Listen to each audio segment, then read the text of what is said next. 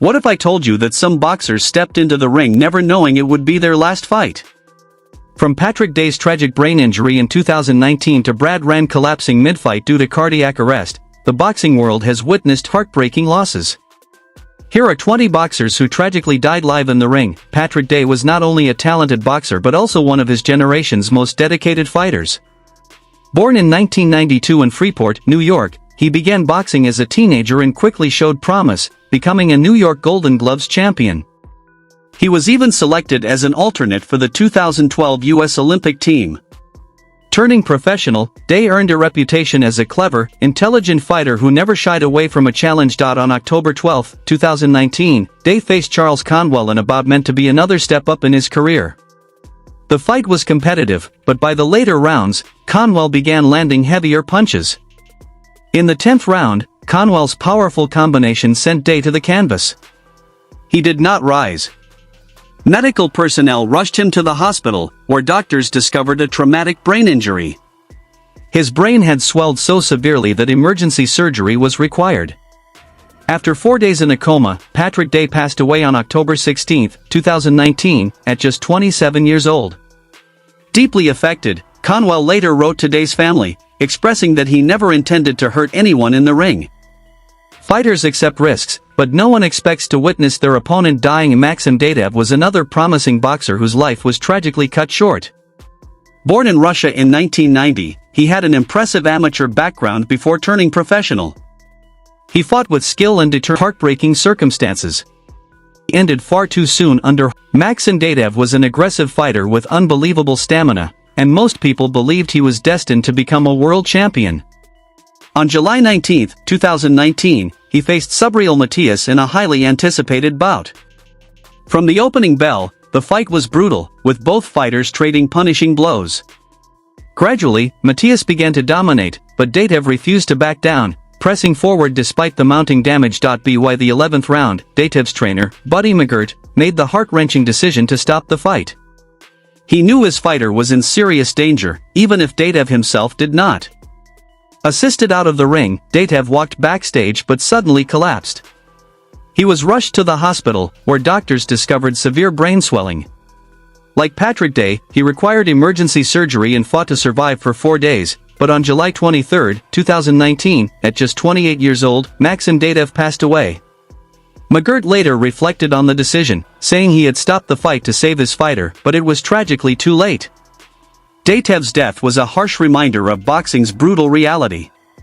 A gritty, skilled boxer with immense potential, his life and career were gone in a single night. Tero Hugo Alfredo Santillan was another rising star, a promising Argentine boxer born into a fighting family. With relentless dedication and rigorous training, he aimed to carve out a name in the sport. Competing in the lightweight and super lightweight divisions, Santillan showed toughness, skill, and determination. On July 20, 2019, he faced Eduardo Javiera Brio in a 10-round battle that would forever change his life. As the final bell rang, Tero Hugo Alfredo Santillan remained in the ring, hoping for a favorable outcome, but something was terribly wrong. His body trembled, his breathing labored, and he lay completely motionless. Moments after the judges rendered their decision, medical personnel rushed to his side and transported him immediately to the hospital. Doctors discovered severe brain swelling caused by the relentless punches he endured during the fight. Emergency surgery was performed, but the damage was too extensive. On July 25, 2019, at just 23 years old, Santillan tragically passed away. His untimely death shocked the boxing world. He had entered the ring alive, full of hope, but never emerged. Jim Diogo Kim Duku was a gritty, relentless South Korean fighter who fought not just for fame, but to support his family. His dedication earned him a title bout against the legendary Ray Mancini on November 13, 1982. It was the biggest fight of his career and, tragically, his last. The bout was brutal, with both fighters exchanging punishing blows. By the 14th round, Mancini landed a devastating combination that sent Kim crashing to the canvas. He tried to rise, but his body failed him. Shortly afterward, he slipped into a coma. Doctors discovered severe brain damage, and despite emergency surgery, Kim Duku passed away on November 17, 1982. His death stunned fans, fighters, and officials alike, prompting significant changes to boxing rules to protect fighters from such devastating injuries. Kim Duk-soo's tragic death prompted reforms in boxing.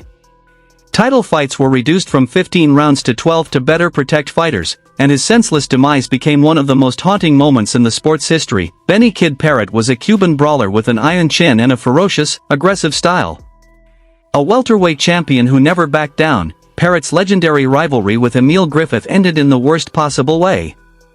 On March 24, 1962, the two clashed for the third time.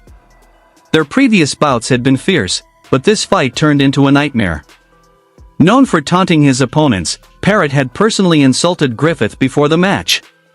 When the bell rang, both men came out swinging. The fight was intense, but by the 12th round, Griffith unleashed a relentless assault, landing dozens of unanswered punches and pinning Parrott against the ropes. The referee was too slow to intervene. Parrott collapsed unconscious and was rushed to the hospital, where doctors discovered catastrophic brain damage. He remained in a coma for 10 days, unable to regain consciousness. On April 3, 1962, Benny Parrott passed away. Many blamed the referee for not stopping the fight sooner, while others pointed to the inherent dangers of the sport. Parrott was a phenomenal fighter, but in the end, boxing claimed his life. Davey Moore was another American boxing star, renowned for his speed, power, and devastating punching ability. A world featherweight champion, Moore was admired for his skill, determination, and ability to dominate the ring, but fate would soon turn tragically against him. Davey Moore was one of the toughest fighters of his generation, but on March 21, 1963, his life and career came to a tragic end.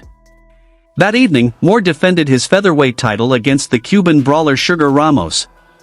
From the opening bell, the fight was fierce, both men trading heavy, punishing blows. In the 10th round, Ramos landed a devastating combination that snapped Moore's head back violently against the ropes. Remarkably, Moore managed to finish the fight. He remained on his feet until the final bell, but something was wrong. As he walked to his dressing room, he suddenly collapsed. Rushed to the hospital, doctors discovered a catastrophic brainstem injury. Despite medical efforts, the damage was irreparable. Moore remained unconscious for 2 days before passing away on March 23, 1963, at just 29 years old.